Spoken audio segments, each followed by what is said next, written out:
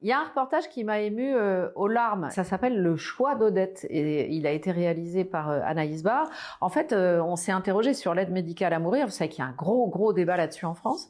Et on s'est aperçu qu'au Québec, c'était rentré dans les mœurs. Anaïs, elle a suivi Odette. Elle va vous en parler.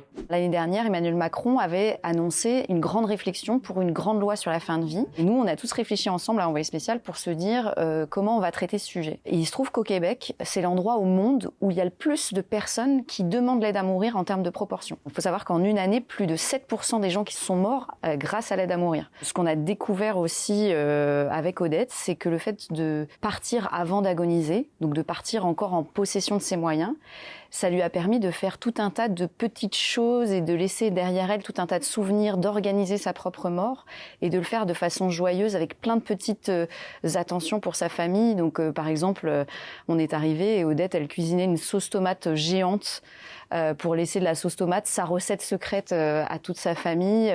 Elle nous a dit, venez voir, j'ai fait des petites vidéos d'anniversaire. En fait, ça, ces petits souvenirs, ces petites attentions qui vont réchauffer le cœur de mes proches.